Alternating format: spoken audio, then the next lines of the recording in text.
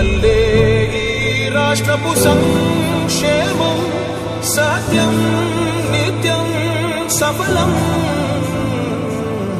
జనగణ మంగళదాయకుడా ఘనమగు చరితల నాయకుడా పలుతరములు మము పరిపాలించర స్వామికుడా నవయుగ మేధో సైనికుడా సమయము తెలియని సేవకుడా. నారా చంద్రబాబు నాయుడు గారు ఎప్పుడు కూడా విజనరీ లీడర్ అంటారు.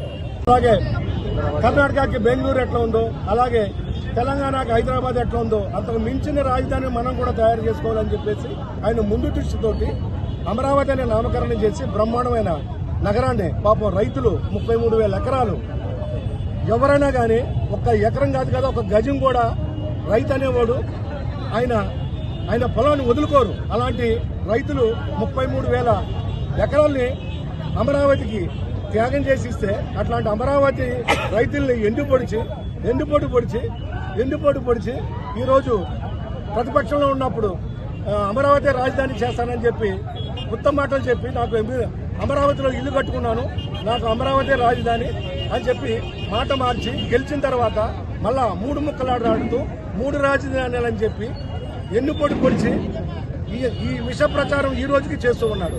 అందుకనే ప్రజలు ఆయనకి గట్టిగా బుద్ధి చెప్పారు. 151 సీట్ల నుంచి ఈ రోజు 11 సీట్లకు వచ్చి ప్రతిపక్షం హోదా కూడా లేకుండా చిత్తుగా ఓడిస్తే కూడా ఈ రోజు కూడా అమరావతి మీద విషయం చెబుతున్నాడు. ఈ రోజు పోయినసారి అమరావతిని మనం చట్టబద్ధం చేయకపోవడం వల్ల జగన్మోహన్ రెడ్డి లాంటి దుర్మార్గుడు అమరావతిని మళ్ళా ఇంకోసారి భవిష్యత్తులో ఇంకొకటి వచ్చి దీన్ని మట్టు పెట్టాలనే ఉద్దేశంతో ఈరోజు అసెంబ్లీలో మొన్న 1వ తారీఖు నాడు అసెంబ్లీలో మనం 31వ తారీఖు నాడు తీర్మానం చేసి మన పార్లమెంట్లో ప్రవేశపెట్టి ఈరోజు బిల్లు పాస్ చేస్తారు.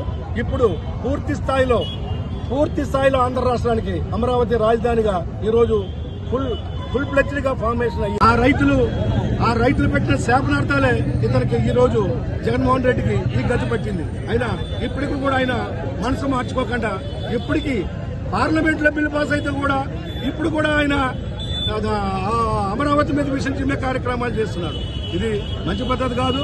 భవిష్యత్తులో పొరపాటును కూడా కరోనా లాంటి వైరస్ల్ని మనం ఎలాగైతే మనం వాపసు కోరుకోమో మళ్ళా రావాలని కోరుకోమో అలాంటి విధ్వంసకర ముఖ్యమంత్రులను కూడా మరొకసారి మనం దగ్గర రానియకుండా అప్రమత్తంగా ఉండి భవిష్యత్తులో హైదరాబాద్ ని సైబరాబాద్ గా హైటెక్ సిటీలు పెట్టి ఎట్లా డెవలప్ చేస్తారు, అదేవిధంగా భవిష్యత్తులో అమరావతిని మనం బాగు చేసుకోబోతున్నాము. అలాగే పోలవరం 10 లక్షల ఎకరాలకి నీరు అందించే కార్యక్రమం అన్యాయంగా మధ్యలో ఒక్కసారి అని అవకాశం ఇచ్చిన దానికి భ్రష్టు పట్టించినారు. కాబట్టి అమరావతి లాంటి పోలవరం లాంటి ప్రాజెక్టులు డెవలప్ కావాలన్నా మన క్వాంటమ్ వ్యాలీ అంటే ఆ రోజు సాఫ్ట్వేర్, ఆ రోజు హైటెక్ సిటీ ఎలాగైతే డెవలప్ చేశాడో అడ్వాన్స్ టెక్నాలజీని క్వాంటమ్ వ్యాలీగా తీసుకొచ్చి క్వాంటమ్ వ్యాలీ అంటే 10 కంప్యూటర్లు పనిచేసే పనిని ఒక కంప్యూటర్ 10 గంటలు చేసే పని గంటల్లో చేయగల టెక్నాలజీని ఈ రోజు మన ఆంధ్రప్రదేశ్ కి ఆయన పరిచయం చేయబోతున్నాడు. 2047 విజన్ పెట్టి 2020 విజన్ పెట్టి ఎట్లా సక్సెస్ అయినాడో భవిష్యత్తులో ఇప్పుడు కూడా 2047 విజన్ కూడా సక్సెస్ చేసి భారతదేశంలో ఆంధ్ర రాష్ట్రాన్ని ముందుంచే కార్యక్రమాన్ని ఆయన యజ్ఞంగా తలపెట్టినారు. ఆయన యజ్ఞానికి మనమంతా సమిధమై వీర సైనికుల్లో పోరాడి ఆయనకు మద్దతు ఇచ్చి భవిష్యత్తులో కూడా రెప్పించిన ఉత్సాహంతో పనిచేసి మళ్ళా తెలుగుదేశం పార్టీ గవర్నమెంట్ ని 164 ఫిగర్ ని కనీసం 1-2 సీట్లైనా పెంచి ఆయనకు బలాన్ని ఇచ్చి మన రాష్ట్రాన్ని ముందు వరుసలో తీసుకెళ్లడంలో ఆయనకు మద్దతుగా నిలవాలని, అలాగే ఈ సందర్భంగా మనకు రాష్ట్రానికి అమరావతిని పార్లమెంట్లో రిజల్యూషన్ చేసి పాస్ చేయించినందుకు మన ప్రధానమంత్రి మోడీ గారికి ధన్యవాదాలు, అలాగే అమిత్ షా గారికి కూడా ధన్యవాదాలు తెలియజేస్తూ అందరికీ నమస్కారం. థ్యాంక్ యూ మరోసారి.